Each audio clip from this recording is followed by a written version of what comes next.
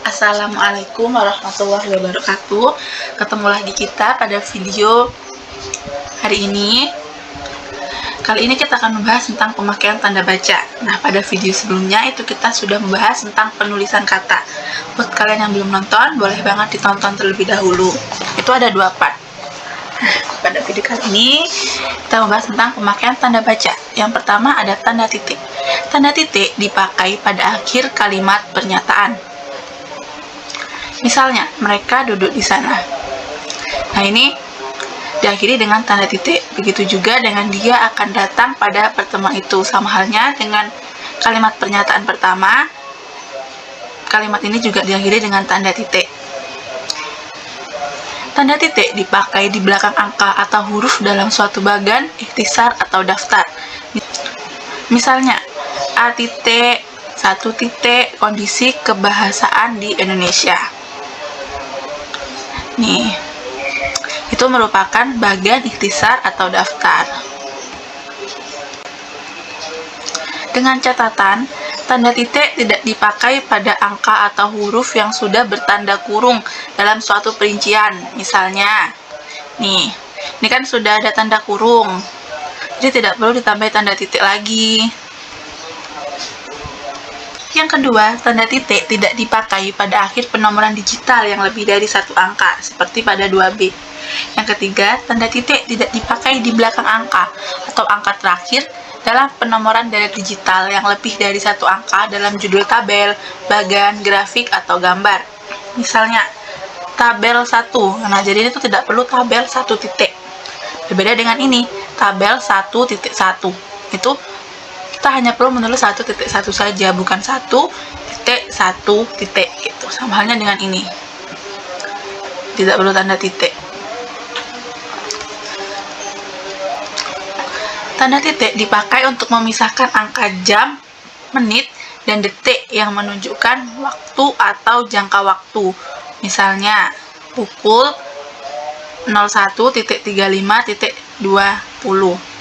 Nih, maksud dari sini itu pukul 1:35 menit 20 detik atau pukul 1:35 menit 20 detik. Nih, untuk jam, menit, dan detik. Oh ya, mohon maaf ini sebenarnya coret-coretan aku aja ya, nggak termasuk dalam materi tanda baca. Yang kedua, tanda titik dipakai dalam daftar pustaka di antara nama penulis, tahun, judul tulisan yang tidak berakhiran dengan tanda tanya atau tanda seru, dan tempat terbit. Misalnya, Pusat Bahasa, Departemen Pendidikan Nasional, 2008. Jadi, setelah Departemen Pendidikan Nasional itu titik, lalu 2008 atau tahun terbit, dan diakhiri tanda titik. Lanjut yang E. Tanda titik dipakai untuk memisahkan bilangan ribuan atau kelipatannya yang menunjukkan jumlah. Indonesia memiliki lebih dari 13.000. Setelah 3 angka belakang lalu diberi titik dan 13. Jadi dibaca 13.000. Pulau T untuk mengakhiri kalimat. Penduduk kota itu lebih dari 7 juta orang. 3 angka di belakang, lalu titik, 3 angka lagi, titik lagi, 7. Dibaca 7 juta orang. Dan ini juga ada tanda titik untuk mengakhiri kalimat. Catatan, tanda titik tidak dipakai untuk memisahkan bilangan ribuan atau kelipatannya yang tidak menunjukkan jumlah. Misalnya, nah ini kan menunjukkan tahun, bukan menunjukkan jumlah. Jadi tidak perlu tanda titik. Ini juga, ini menunjukkan halaman, bukan jumlah. Nomor rekening, apalagi nomor telepon, itu tidak perlu tanda titik. Yang kedua, tanda titik tidak dipakai pada akhir judul yang merupakan kepala karangan, ilustrasi, atau tabel. Nah, ini tuh judul ya, jadi tidak perlu tanda titik. Yang ketiga, tanda titik tidak dipakai di belakang alamat penerima dan pengirim surat serta tanggal surat. Misalnya, nah ini jadi tidak perlu tanda titik untuk menuliskan alamat penerima dan pengirim. Jadi tidak perlu JLN titik, langsung aja jalan seperti itu. Ini juga 2003, itu kan bukan menunjukkan jumlah ya, tapi tahun, sehingga tidak perlu tanda titik juga. Nah, setelah tanda titik kita akan membahas tentang tanda koma. Tanda koma dipakai di antara unsur-unsur dalam suatu pemerincian atau pembilangan. Misalnya telepon seluler, komputer, atau internet. Nah, itu kan merupakan sebuah rincian dari bukan barang asing lagi. Samanya juga ini buku, majalah, dan jurnal. Itu termasuk rincian dari sumber kepustakaan. Nah, misalnya hanya ada 2, buku dan jurnal, itu tidak perlu tanda koma. Berhubung ada 3 barang, buku, majalah, dan jurnal, maka diperlukan tanda koma. Tanda koma dipakai sebelum kata penghubung seperti tetapi, melainkan, dan sedangkan dalam kalimat majemuk setara. Misalnya, saya ingin membeli kamera tetapi uang saya belum cukup. Nah, ini sebelum kata tetapi diberi tanda koma. Ini juga sebelum kata melainkan, sebelum kata sedangkan, itu diberi tanda koma.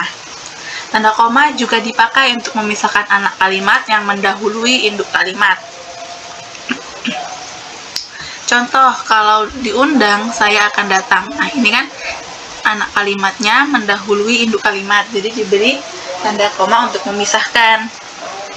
Ini juga, ini itu kan anak kalimatnya, koma, lalu induk kalimat.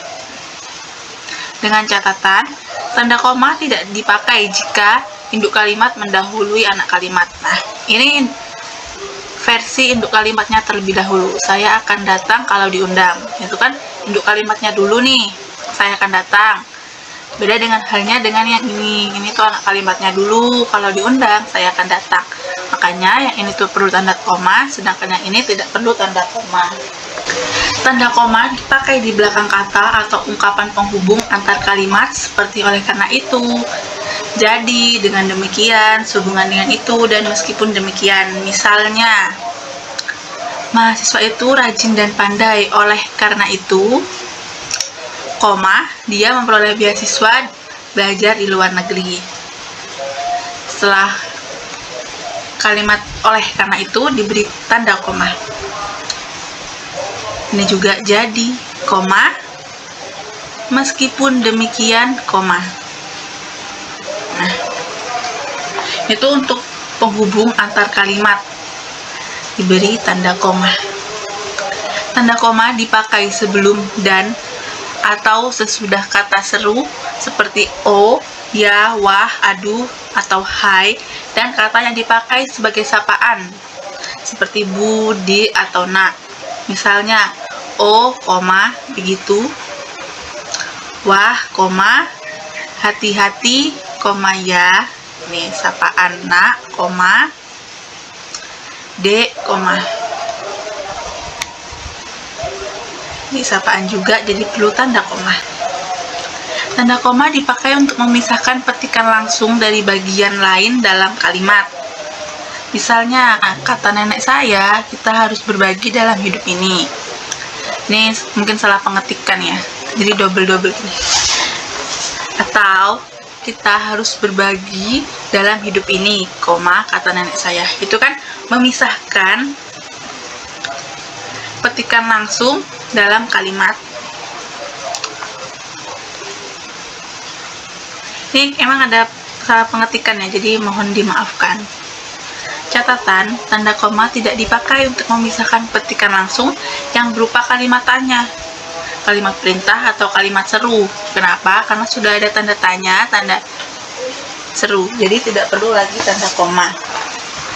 Selanjutnya, tanda koma dipakai antara nama dan alamat, bagian-bagian alamat, tempat dan tanggal, serta nama tempat dan wilayah atau negeri yang ditulis berurutan.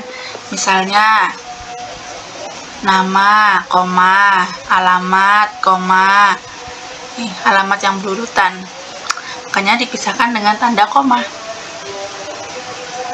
Nih, tempat tanggal lahir juga koma ya. tempat, koma, lalu tanggal lahir. Nih, tempat Tokyo, Jepang. Tokyo itu kan kota yang ada di Jepang. Selanjutnya, tanda koma dipakai untuk memisahkan bagian nama yang dibalik susunannya dalam daftar pustaka. Misalnya ini, Gunawan Ilham. Nama aslinya itu Ilham Gunawan, tapi dibalik untuk susunan daftar pustaka Gunawan, Ilham. Ini juga. Tanda koma dipakai di antara bagian-bagian dalam catatan kaki atau catatan akhir. Misalnya, Sultan Takdir Ali Sabana, Tata Bahasa Baru Bahasa Indonesia, Jilid 2, Jakarta, Pustaka Rakyat, tahun 1950, halaman 25. Nah, ini juga sama, koma,